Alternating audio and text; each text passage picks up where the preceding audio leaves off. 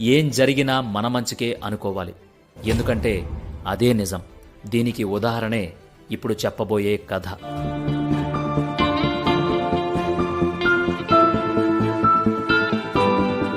అనగనగా ఒక రాజుండేవాడు. ఆ రాజు తన మంత్రితో కలిసి ప్రతి ఆదివారం వేటకు వెళ్ళేవాడు. ఒక శనివారం నాడు రాజు, మంత్రి కూర్చుని రాజ్యానికి సంబంధించిన చర్చలు జరుపుతూ ఉండగా రాజు ఒక పండు తీసుకుని చిన్న ముక్క కోయబోతుండగా రాజుకి వేలు తెగి రక్తం కారడం మొదలవుతుంది. అది చూసిన మంత్రి అయ్యయ్యో అంటూ వెంటనే ఒక గుడ్డ ముక్క తెచ్చి కడుతుండగా రాజు ఇలా అన్నాడు, గొప్ప గొప్ప యుద్ధాలు చేసినప్పుడే శత్రువుల కత్తి మొన కూడా తాకనివ్వలేదు, అలాంటిది ఇలా జరిగిందేంటి మంత్రి అనగా, మరేం పర్లేదు రాజా, అంతా మన మంచికే అన్నాడు మంత్రి. ఆ మాటకి రాజుకి కోపం కట్టలు తెంచుకుంటుంది.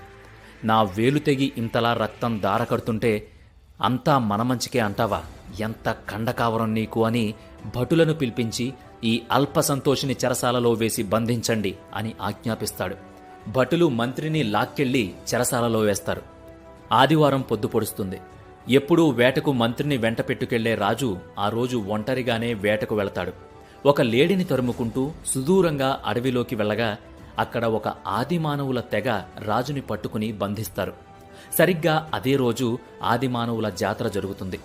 ప్రతి ఏటా ఆ జాతరలో నరబలి ఇవ్వడం వాళ్ల ఆచారం. ఇక బంధించిన రాజుని ఆ బలి కోసం సిద్ధం చెయ్యసాగారు. రాజు ఏం చెప్పినా వాళ్లకి అర్థం కావడం లేదు. బలికి సిద్ధం చేసి బలిపీఠం మీద రాజుని పడుకోబెట్టి బలి ఖడ్గాన్ని ఎత్తే సమయంలో అక్కడ వాళ్లు రాజు చేతికున్న కట్టు చూస్తారు. ఆ కట్టు విప్పి చూసి అపచారం అపచారం, ఈ మానవుడు ఎంగిలి కాబడ్డాడు, ఇతని వేలికి గాయమైంది, వీడు బలికి అనర్హుడు అంటూ రాజుని కొట్టి అక్కడి నుంచి తీసుకుపోయి దూరంగా వదిలిపెడతారు. రాజు ప్రాణాలు అరచేత పట్టుకుని రాజ్యానికి తిరిగి చేరతాడు. ఆ రోజు సాయంత్రం బంధించిన మంత్రిని పిలిపించి, నువ్వు చెప్పింది నిజమే, ఏదైనా మన మంచికే.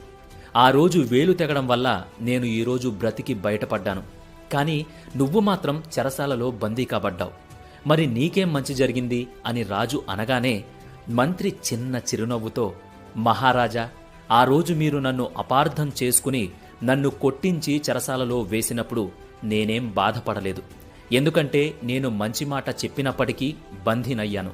సరే, ఏం జరిగినా నా మంచికే అనుకున్నాను. ఒకవేళ ఆ రోజు మీరు నన్ను చెరసాలలో వెయ్యకుంటే నేను తరువాత రోజు మీతో వేటకొచ్చేవాడిని. ఆ ఆదిమానవులు మీతో పాటు నన్నూ బంధించేవారు. మీ చేతికి గాయం కావడం వల్ల మీరు బలికి పనికిరారు, కాబట్టి అక్కడ మిగిలేది నేనే. వాళ్లు మిమ్మల్ని విడిచిపెట్టి నన్ను బలిచ్చేవాళ్లు.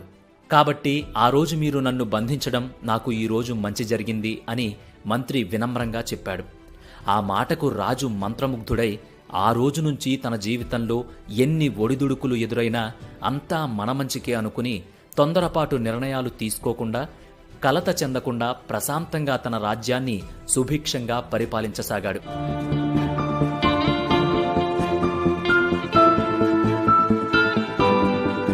అందుకే ఏది జరిగినా ముందు మనం దాన్ని స్వీకరించగలగాలి. మనకెదురైన ప్రతి సంఘటన వెనుక ఒక పరమార్థం ఉంటుందని గమనించాలి. ప్రశాంతంగా ఉన్న చెరువులో రాయి పడినప్పుడు అలజడులు మామూలే. పడిన ఆ రాయి అడుక్కిపోయాక మళ్లీ ఆ చెరువు నిశ్చలంగా మారడం కూడా శరామామూలే.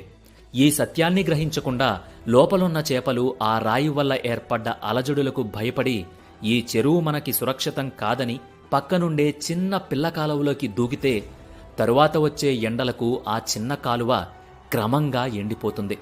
అప్పుడా చేపల బ్రతుకు అగమ్య గోచరంగా మారుతుంది. తొందరపాటుతో తీసుకున్న ఆ నిర్ణయం వల్ల పశ్చాత్తాపం తప్ప మరేం మిగలదు. కాబట్టి మనం కూడా కొంచెం ఓపిగ్గా ఉందాం. ఈ మాట చెప్పడానికి కారణం ఏంటంటే, కొంతమంది కరోనా వస్తుందేమో అని ఆత్మహత్యలు చేసుకుంటున్నారు. మరికొంతమంది కరోనా వచ్చిందని నిర్ధారణ అయ్యాక ఇక బ్రతకమేమో అని ఆత్మహత్యలు చేసుకుంటున్నారు. మరికొంతమంది కరోనా వచ్చినా బయటకు చెప్తే ఏమవుతుందో అని చెప్పకుండా ప్రాణాల మీదకు తెచ్చుకుంటున్నారు. ఇంకొంతమంది ఆర్థికంగా కృంగిపోయి ఇక ఎప్పటికీ ఇలాగే అప్పుల పాలైపోతామేమో అని చావే శరణ్యం అనుకుంటున్నారు. ఈ కరోనా సమయంలో ప్రతి కుటుంబం ఎన్నో కష్టాలను ఎదుర్కొంటోంది. మనమంతా ఒకే కుటుంబం. నా మాట నమ్మండి, ఖచ్చితంగా మనకి మళ్లీ మంచి రోజులొస్తాయి. ఇదివరకు కంటే చాలా మంచి రోజులొస్తాయి. అప్పటి వరకు నిబ్బరంగా ఉందాం.